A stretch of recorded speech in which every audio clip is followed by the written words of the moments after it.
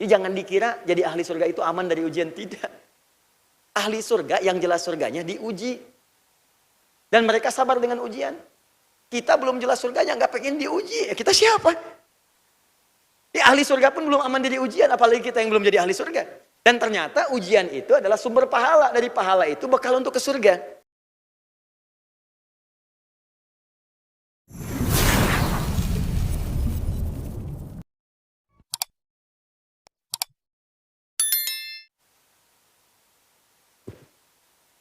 Lihat sini. Ada 3 rahasia dalam bacaan. I'tidal. Dan jumlah bacaannya ada 12. Bukan cuma 1, 2, 3 atau 4. Ada 12 bacaan i'tidal. Fokus. Nanti yang paling populer dari 12 ini ada 3 bacaan.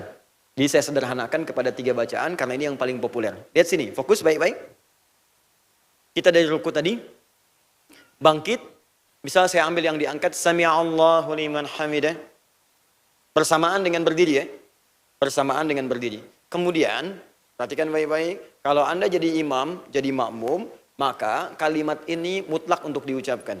Ada yang menyebutkan fardu, ada yang menyebutkan sunnah muakkadah.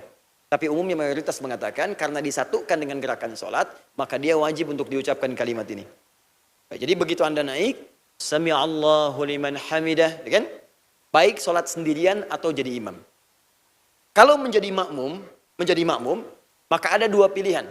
Bisa mengulang kalimat yang sama, Sami'allahu liman hamidah, atau menjawab dengan kalimat yang kedua, Rabbana walakal hamd. Perhatikan, kalimat pertama Sami'allahu liman hamidah itu istilahnya disebut dengan tasmi' namanya. Nanti saya berikan rahasianya di akhir. Tasmi'. Tasmi'. Dari kata sami'a, sami'allah tasmi'. Apa itu tasmi'? Memperdengarkan sesuatu. Memperdengarkan sesuatu. Kita ingin memperdengarkan kepada Allah tentang pengakuan kita kepada Allah. Ya, lihat sini. Kan Allah perintahkan dalam ruku. Hei, pasrah kepadaku. Jauhkan dari hal yang tidak penting. Minta kepadaku. Menyembahlah padaku. Tawakal kepadaku. Lalu kita katakan, Subhana rabbiyal azim. Wa bihamdi. Ya Allah, engkau perintahkan saya ruku. Dan saya katakan subhana rabbiyal azim. Ya Allah, mulai hari ini saya akan tunduk kepadamu yang agung hanya engkau saja. Saya tidak akan persekutukan engkau dengan apapun. Maka Anda kemudian bangkit. Saat kata Allah bangkit, Anda katakan, Sami Allah. Allah, engkau pasti mendengar apa yang tadi telah saya sampaikan. Jelas? Itu yang disebut dengan tasmi'. Jadi kenapa bacaan Anda saat bangkit dari ruku beda dengan ketika ruku? Semua bacaan perpindahan sholat itu selain i'tidal semuanya Allahu Akbar. Silakan cek. Mau ruku, Allahu Akbar. Mau sujud, Allahu Akbar. Bangkit dari sujud, Allahu Akbar. Bangkit dari tahiyat, Allahu Akbar. Cuma bangkit dari ruku, Sami'allahu liman hamidah. Cuma itu. Apa rahasianya? Apa maknanya? Karena ketika Anda diperintahkan ruku, tadi Anda diperintahkan ruku kamu sekarang. Ya tawakal kepadaku, ya Allah saya katakan, engkau yang paling agung. Tidak ada yang agung selain engkau. Mulai hari ini saya akan patuh kepadamu. Engkau pasti dengar apa yang saya sampaikan. Maka ketika Anda bangkit, Anda katakan, Sami'allah. Ya Allah, engkau pasti mendengar apa yang tadi saya sampaikan. Dan ketika saya memujimu, Subhana rabbiyal azim wa bihamdi. Hamdi, kalimat pujian. Bahasa singkatnya disebut dengan tahmid namanya. Tasmi' dan tahmid. Tahmid. Makanya Anda katakan, engkau pasti mendengar ya Allah. Barusan aku mengakui engkau yang paling agung dan aku memujimu. Kalimat pujian itu dimunculkan kembali. Sami Allahu liman hamidah. Allah pasti mendengar pada orang yang tawakal tadi. Plus ketika aku memujinya. Maka makmum mengatakan. Rabbana walakal hamd. Ya Allah, aku tegaskan lagi. Engkaulah yang punya segala pujian dalam kehidupan. Di kalimat Rabbana walakal hamd. Itu boleh diucapkan oleh makmum. Tanpa mengucapkan Sami Allahu liman hamidah. Jadi kalau imamnya Sami Allahu liman hamidah tasbih, dijawab oleh makmum, ya Allah, kami pun mengakui engkau, kami tetapkan yang paling layak mendapatkan pujian. Rabbana walakal hamd. Jelas sampai sini? Kalau Anda sholat sendirian, Anda boleh cukupkan pada kalimat Sami Allahu liman hamidah, walaupun tanpa mengucapkan Rabbana walakal hamd. Tapi kalau ingin sempurna, ucapkan kalimat Rabbana walakal hamd sebagai pengakuan dari kita dan penegasan pujian kita kepada Allah Subhanahu wa taala. Paham? Hanya ini belum selesai sampai di sini kisahnya. Banyak orang yang ketika mengucapkan ini langsung sujud. Salatnya betul, sah. Saya ulang. Salatnya betul, salatnya sah. Cuman sayang, dia tidak memanfaatkan momentum yang Allah janjikan untuk mengabulkan apa yang ia akan mintakan walaupun sepenuh langit dan bumi. Nih, perhatikan sini. Izin mas, boleh siapa saja maju ke depan? Boleh siapa saja? Siapa saja boleh? Saya pegang botol minuman, saya berikan pada Mas Dude. Apa tadi yang diucapkan? Terima kasih. Terima kasih ya. Ketika diucapkan terima kasih, kita jawab apa? Sama-sama. Bisa demikian kan? Itu manusia. Begitu diminta, terima, kasih. Terima, kasih. Kalau sudah terima, kasih. Saya ucapkan, saya sampaikan, ini mas, terima kasih, jawabannya sama-sama. Allah lain. Allah mesti beda dengan makhluk. Ketika ada seseorang mengucapkan terima kasih kepada Allah, memuji Allah, maka Allah akan balas dengan yang lebih mulia dari apa yang pernah ia dapatkan sebelumnya. La in syakartum la azidannakum. Quran surah 14 ayat 7. Ketika Anda bersyukur kepada Allah, baik memujinya, bertakbir kepadanya, pasrah kepadanya, Allah pasti akan tambahkan apapun yang Anda butuhkan.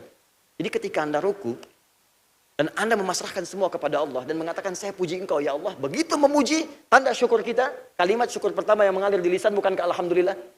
Alhamdulillah ya Allah, Engkau berikan saya anugerah keturunan. Alhamdulillah ya Allah, Engkau lancarkan pekerjaan saya. Alhamdulillah kalimat syukur. Begitu Anda mengatakan subhana rabbiyal azim wa bihamdi. Sami Allahu liman hamida. Alhamdulillah. Rabbana walakal hamd. Kaidahnya mengatakan setiap mengucapkan alhamdulillah, apa yang kamu butuhkan aku berikan. La azidannakum. Maka ketika Anda mengatakan Rabbana walakal hamd, Allah turunkan kalimat apa yang kamu butuhkan. Kata Allah, lihat kalimatnya. Diturunkan kalimat lewat lisan Nabi. Mil as-samawati wa mil al-ardi wa ma bainahuma wa mil ma syi'ta min syai'im ba'du. Ya Allah, Engkau yang punya sepenuh langit, Engkau yang punya sepenuh bumi, Engkau yang punya di antara langit dan bumi, Engkau yang berkehendak memberikan apapun yang dimohonkan selain daripada itu. Maka ketika kalimat itu muncul, Allah berikan kesempatan. Mau minta apa? Sepenuh langit, sepenuh bumi atau di antara keduanya, aku berikan pada saat ini. Makanya, alhamdulillah. Banyak orang dulu meminta saat berdiri. Mas. Mohon maaf ya. Banyak orang dulu meminta saat berdiri. Kenal Nabi Zakaria? Alhamdulillah. Saya barusan dari Tanah Kusir, ada yang kenal Nabi Adam, kenal Nabi Musa, ya. Masih agak lumayan lah. Dulu saya di Sukabumi, hubud dunia. Sukabumi itu hubud dunia, suka hubun bumi dunia. Saya tanya, kenal Fir'aun? Kenal, ya luar biasa. Nabi Zakaria itu diuji, pernah saya sampaikan kisahnya dulu, diuji, sudah berumah tangga, kemudian belum ada keturunan, sudah fisiknya letih, rambutnya memutih, dikira jadi ahli surga itu aman dari ujian, tidak. Ahli surga yang jelas surganya diuji. Dan mereka sabar dengan ujian. Kita belum jelas surganya, nggak pengen diuji, kita siapa? Ahli surga pun belum aman dari ujian, apalagi kita yang belum jadi ahli surga. Dan ternyata ujian itu adalah sumber pahala. Dari pahala itu bakal diuji selama berumah tangga, belum ada keturunan. Dan istrinya, mohon maaf teman-teman akhwat, divonis secara medis itu monofos dan mandul. Jadi mustahil punya keturunan. Apa yang beliau kerjakan? Sholat. Dan yang paling dahsyat, dalam berdirinya, berdiri memohon kepada Allah. Qala rabbi habli min ladunka dzurriyyatan thayyibah innaka sami' doa. Ya Allah, mereka mengatakan aku mustahil punya keturunan di keadaan begini. Ketika manusia mengatakan mustahil, aku mohon kepadamu saja yang tidak punya batas dalam pengabulan. Engkau pasti mendengar apa yang aku mohonkan. Apa jawabannya? Tiba-tiba dikabulkan seketika. Fanadatul malaika wa huwa qa'imun yusalli fil mihrab. Annallaha yubasyiruka bi Yahya. Tiba-tiba turun malaikat mengatakan sedangkan beliau masih berdiri dalam salatnya. Berdiri. Kata malaikat itu, Anda dapat kabar gembira dari Allah langsung akan punya anak, namanya langsung diberikan oleh Allah Yahya. Artinya hidup. Yang mustahil menurut manusia lahir dari rahim seorang perempuan yang divonis monofos dan mandul, bayi yang hidup, kata Allah nggak ada yang mustahil bagiku. Jadi lahir dan hidup. Kapan itu terjadi? Dalam sholat. Di posisi apa? Berdiri. Bacaannya apa? Sami'ud doa. Ada di mana ayatnya? Quran surah ketiga ayat 38 sampai 39. Paling kanan sebelah atas di mushaf. Saya tanya pada Anda, saatnya tidak berdiri atau duduk? Adakah bacaan saminya? Ada sami Allahu liman hamidah. Rabbana walakal hamd. Setelah itu silakan pilih. Anda ucapkan, kalau Anda punya kebutuhan yang banyak, yang sifatnya mungkin sulit dipanjatkan dengan lama-lama, maka ucapkan kalimat yang telah kita hafalkan. Mil as-samawati wa mil al-ardi wa mil ama syi'ta min syai'im ba'du. Ingat ada mil'a, ada mil'u. Bacaannya sedikit beda. Maksudnya dua-duanya benar. Riwayatnya ada mil'a, ada mil'u. Kalau pakai mil'u ada tambahan sedikit. Mil'us samawati. Boleh diikuti? Mil'us samawati wa mil'ul ardi wa ma bainahuma wa mil'u ma syi'ta min syai'im ba'du. Baik. Artinya begini, ya Allah, aku sekarang punya kebutuhan. Punya keperluan. Banyak ya Allah. Dijawab oleh Allah, sebanyak apa? Sepenuh langit? Sepenuh bumi? Di antara langit dan bumi? Atau selain itu? Sepanjang kamu mohonkan padaku, aku akan kabulkan. Kalau pakai mil'a, dibuang sebagian. Mil as-samawati wa mil al-ardi wa mil ma syi'ta min syai'im ba'du.